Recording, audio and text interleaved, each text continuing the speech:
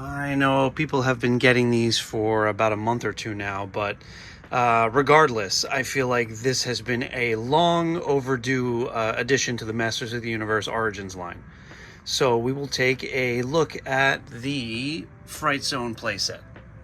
I don't even know how many years the Origins line has been going for now, but I feel like it's been running long enough that regardless of when you got your Fright Zone in the mail, if you ordered it, it's long overdue.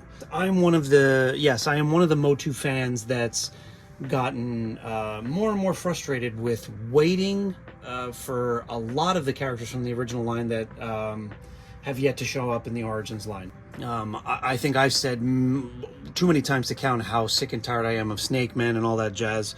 So when they announced the Fright Zone, it was really a relief because one, it's an integral part of the original line. I, for one, don't feel like the Fright Zone is any less of a playset than Snake Mountain or Castle Grayskull.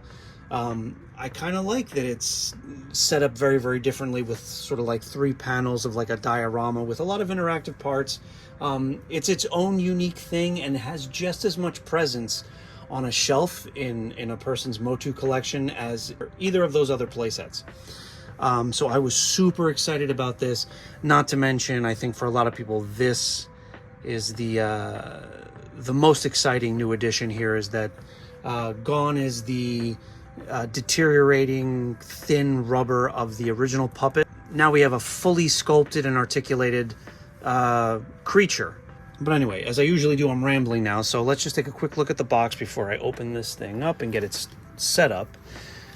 One of the other things I really, really like... Oh, give us that, please. Give us another slime pit. One of the things that the Origins line has not skimped out on is the box art.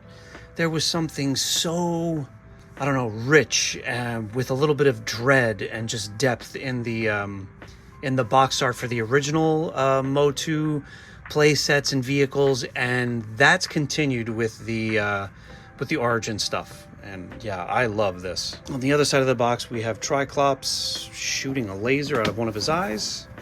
On the top, we have some images showcasing some of the interactive features. The Dreadful Dragon. Control the Dreadful Dragon. All right. The one thing I will say is it's kind of a small box compared to Snake Mountain and Castle Grayskull. So it's interesting that they got all of this inside this box. But all right, so that's a quick look at the packaging. Let's get this open and take a look. And here it is. And it's amazing. I love it, and I kind of hate how much I love it. Let's talk about it. Of course, we'll put Hordak in here for scale. All right, what I mean by that is that for all its merits and nobility when Mattel introduced the Origins line, they have done so many kind of phoned in injustices with following through with their promises with this line. They gave us a lot of core characters that we really, really wanted and needed and promised all of them. But they started skimping on some of the gimmicks and cutting production costs wherever they could. Started giving us 3rd and 4th tier characters that nobody asked for. That kind of diluted the pool with spin-offs. For example, the cartoon collection, which we're getting so much of now and I really, really can't stand. All the collaborative efforts with the TMNT Motu crossover, now Thundercats crossover. They're doing some ridiculous Motu Transformers crossover, which is just like really, really desperate and sad at this point. So in a way, I'm kind of waiting for Mattel to totally smack me in the face so I can kind of walk away with this with my principles still intact. As just like a pure Motu fan. But every now and then they do something like this that they do so well that they kind of keep me invested. They keep me interested in what they're going to do, and they'll keep getting my dollars that way, I guess. Because this, along with some other outings like Snake Mountain, I really love Eternia, even though that was a crowdfunded thing. But anyway, like for the most part, their playsets have been excellent. They have been faithful recreations of the originals, and they've added so much more. And that is entirely true with this new Fright Zone playset. A playset that is far and away better than the original 1985 release. And we're just going to run down the list as to why I think that is. First and foremost being this guy. And if you followed the production of this and the inclusions and all that, you know that this is reason number one, because they gave us a fully articulated beast instead of a rubber hand puppet. This is it's not the heaviest thing in the world, but it is a well-constructed, big Fright Zone six-legged dragon, which I absolutely love. This is reason number one why this new release is such an upgrade. You get, let's see, well, he moves at the tail. Each of the 6 legs moves at the shoulder as well as the ankle. There is a neck joint, and the jaw is kind of dual action where you pull on either the top or the bottom, and it opens the opposite jaw. It's a silly comparison to make because this thing is 40 years old, but even brand new with bright, vibrant new paint on this rubber, the upgrade is obvious. The one feature of this new one that to me is basically identical is the jail cell, which is a similarly designed door on the original that just hinges open. There is some nice molded details in the back of the jail cell, which I'll show in a second. There you go. Plus Hordak carved in up there. The jail cell is a kind of an equal swap thing. And since I'm staring right at it, we'll get out of the way the one feature that I do still think the vintage Fright Zone bests this new one. And it's just a personal preference, but both Fright Zones have a kind of claw mechanism, like trap on the floor. This is a totally redesigned one that looks like more reminiscent of like claws, and it's molded in a different colored plastic. And the whole idea is here. I'll just put Thunder Punch He-Man right here. The whole idea is somebody stands there and oh no, he's trapped. I'll show my vintage Fright Zone playset in a second next to this one, but the molded trap on the floor of the original one looks just like rock, so it's much more camouflage, which I always thought was cooler. But that's it. That's the one sole win I give the original. So moving back to the front facade of the new Fright Zone, one creepy cool addition is this sculpted in creepy rock head with a softer rubber or plastic teeth that I'm assuming are probably the perfect size to sort of catch and trap a figure. Totally new feature. There's nothing similar to this on the original. Just behind that, I do want to point out that the opening for the new articulated dragon is a much larger opening. The original Fright Zone playset has this spherical little cave opening that was just big enough for you to come through with the puppet. Both playsets have a lot of wonderfully sculpted rocks and jagged edges with a nice paint wash over top everything. They both have steps kind of cut out of the left panel of the Fright Zone leading up to the tree, and this tree rocks. We get a much more Tim Burton-esque tree on the top of the new Fright Zone. For starters, there are 3 crows, ravens, I know those are different birds, provided to you in the new one. They're all, I think they might be the same sculpt. It's just 3. No, wait a minute. No, yeah, I think they are.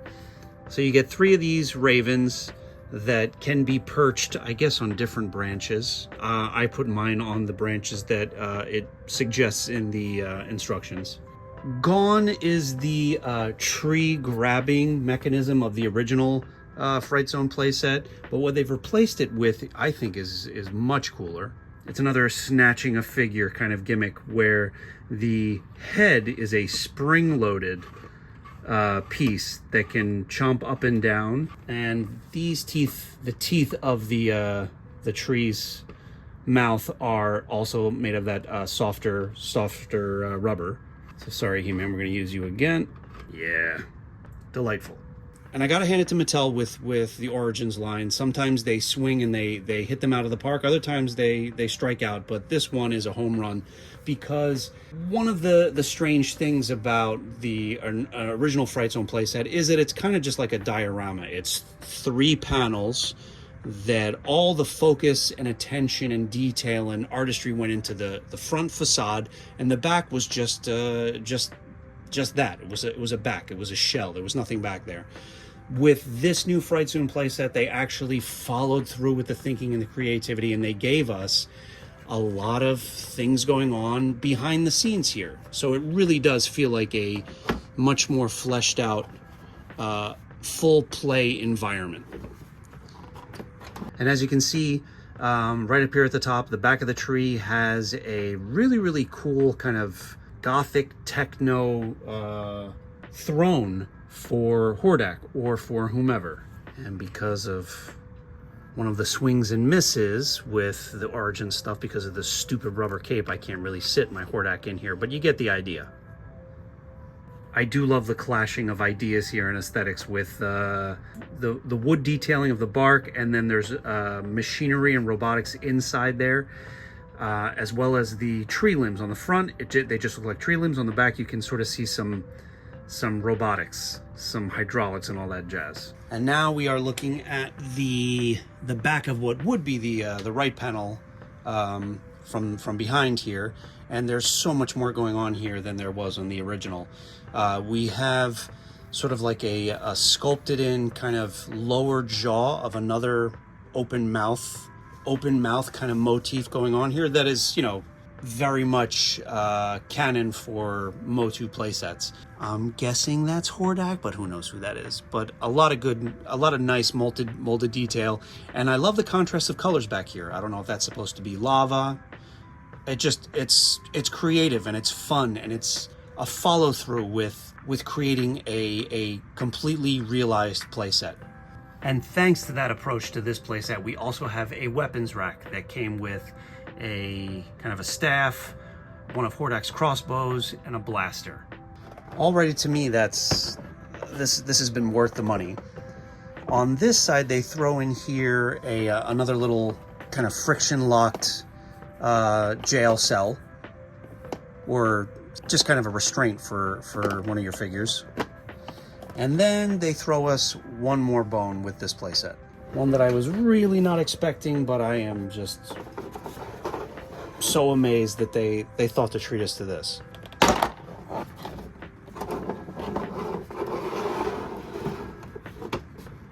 They made it so that you can remove the floor section from the front of the Fright Zone, swing these 2 standing panels a little bit, just kind of invert them, and attach the floor piece to the back of the Fright Zone as well. So you have a fully kind of realized interior to the playset, making it almost like Hordak's castle, inside and out. Really, really not something I was expecting, but wow, am I happy you can do that. I'll never display it this way, but the fact that they included this as something you can do with it is...